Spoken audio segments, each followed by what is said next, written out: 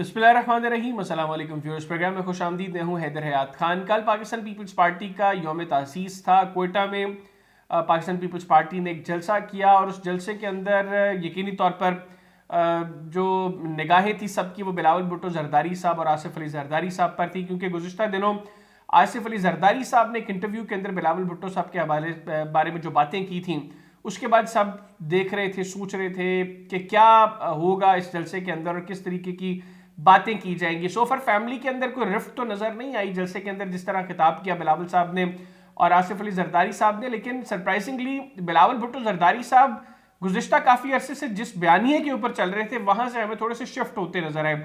जिस तरह वो बार बार लेवल प्लेइंग फील्ड के हवाले से बातें कर रहे थे, कल के जलसे में उन्होंने ऐसी कोई बातें नहीं की। प्रोग्राम में इसको डिस्कस करेंगे। फिर ये कि कोयटा ही क्यों, क्या पीपल्स पार्टी ने यौम तासीस कोयटा में मनाने का फैसला डैमेज कंट्रोल के लिए किया, क्योंकि नवाज शरीफ साहब का जो दौरा बलूचिस्तान था उसमें काफ़ी बड़ी शख्सियात ने पाकिस्तान मुस्लिम लीग नवाज को ज्वाइन किया है, तो क्या ये डैमेज कंट्रोल हो सका है या नहीं। फिर अब्दुल कदूस बजंजो साहब जो साबिक वज़ीर आला बलूचिस्तान है, उनके हवाले से ये खबरें आई कि वो पाकिस्तान पीपल्स पार्टी ज्वाइन करने जा रहे हैं और बहुत से लोगों का ये ख्याल था कि इस यौम तासीस की तकरीब के अंदर वो ज्वाइन भी करेंगे। अभी तक उन्होंने कोई ज्वाइनिंग के हवाले से हतमी अनाउंसमेंट क्यों नहीं की, इसको भी डिस्कस करेंगे। मेरे साथ मौजूद हैं साबिक चेयरमैन सेनेट पाकिस्तान पीपल्स पार्टी के मरकजी जनरल सेक्रेटरी नय्यर हुसैन बुखारी साहब। बुखारी साहब, बहुत शुक्रिया आपके वक्त का। सर, सबसे पहले तो आप लोगों ने ये जो जलसा कोयटा में रखा, क्या डैमेज कंट्रोल के लिए आप लोगों ने ये रखा कि नवाज शरीफ साहब का जो दौरा था बलूचिस्तान का, वो मुस्लिम लीग नून के लिए काफ़ी कामयाब दौरा था, तो आप लोगों ने बलूचिस्तान का इंतखाब डैमेज कंट्रोल के लिए किया? शुक्रिया। गुजारिश है कि हमारी ये ट्रेडिशन रही है काफ़ी अरसे से कि हम यौम तासीस जो है जो फेडरेटिंग यूनिट्स हैं पाकिस्तान के, उनमें मुख्तलिफ फेडरेटिंग यूनिट्स हम करते हैं।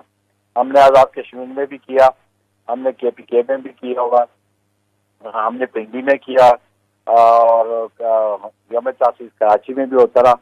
तो बलूचिस्तान में हमने जज़बा रखा चेयरमैन साहब ने यौम तासीस। एक तो पॉलिटिकल मोबिलाइजेशन थी, इलेक्शंस करीब थे और उसके लिए पार्टी क़यादत ये चाहती थी कि हम उसका आगाज कोयटा से करें, बलूचिस्तान से करें।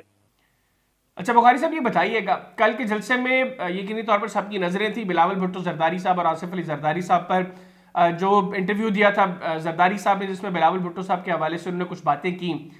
आप बताइएगा, कल तकसीम तो हमें चले नहीं नजर आई फैमिली के अंदर, बिलावल साहब भी नारे लगवाते रहे अगली बारी पर जरदारी के, लेकिन बिलावल साहब के बयानिए में हमें थोड़ा सा शिफ्ट नजर आया। जिस तरीके से वो अग्रेसिवली बात कर रहे थे इंतखाबात को लेकर, लेवल प्लेइंग फील्ड को लेकर, कल हमें वो उस तरह बिलावल साहब नजर नहीं आए। मेरा ख्याल है ये मीडिया अपनी रेटिंग के हवाले से इस किस्म की गुफ्तगू की तवक्को करता है और जो माजी में भी जो इंटरव्यू 23 को हुआ नशर, उसमें भी कोशिश की थी कंट्रोवर्सीज बनाने की या बढ़ाने की। और ये हमने माजी में भी देखा जब बेगम नुसरत भुट्टो साहिबा चेयरपर्सन थी तो मोहतरमा बेनज़ीर भुट्टो साहिबा को चेयरपर्सन थी, तो मीडिया उसको खुद ही कोशिश करता था, लेकिन ऐसा कोई था नहीं। आपने देखा जो चेयरमैन बिलावल की तस्वीर थी और उन्होंने फिर नारा भी लगवाया अगली बारी फिर। तो ये क्या मैसेज था? सीधा मैसेज था कि मैं तो कोई इख्तलाफ नहीं है, वो वालिद और बेटे का एक एहतराम रिश्ता, एक का रिश्ता मौजूद है और वालिद तो हमेशा चाहते हैं कि उसकी औलाद तरक्की करे, फले फूले, कामयाबियाँ हासिल करे।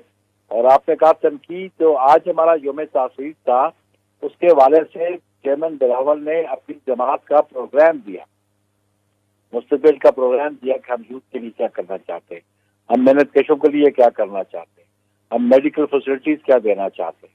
तो ये एक पैगाम था मुस्तकबिल के आने वाले इंतखाबात के लिए और आपकी पार्टी का आप इसको ब्रॉड मैनिफेस्टो समझते। और ऑब्वियसली जो सबने भी गुफ्तगू की वो भी बड़ी वाज़ेह है कि हम अभी इलेक्शन फेज में हैं और यौम तासीस ये है कि हमारे 56 साल पूरे और 56 साल में जो हमने अचीव किया है वो भी चेयरमैन ने बताया ہمارے عہدیداروں نے بتایا اور مستقبل میں ہمارے پلان کیا ہے وہ ہم نے واضح کیے. اچھا بخاری صاحب، یہ بتائیے گا کہ سابق وزیر اعلیٰ بلوچستان عبدالقدوس بزنجو صاحب کے حوالے سے اطلاعات تھیں، خبریں بھی چل رہی تھیں کہ وہ پاکستان پیپلز پارٹی میں شمولیت اختیار کرنے والے ہیں، تو ابھی تک انہوں نے شمولیت اختیار نہیں کی، ملاقات بھی ان کی ہو چکی ہے، تو کیا بزنجو صاحب نے ابھی تک فائنل فیصلہ نہیں کیا شمولیت کے حوالے سے؟ ابھی جب وہ فیصلہ ہوگا تو آبویسلی پبلک ہو جائے گا. آپ انتظار کریں. انشاءاللہ پاکستان پیپلز پارٹی کے حوالے سے بہت بہتر خبریں بھی لوگ بہت سارے لوگ شمولیت کا اعلان بھی کریں گے.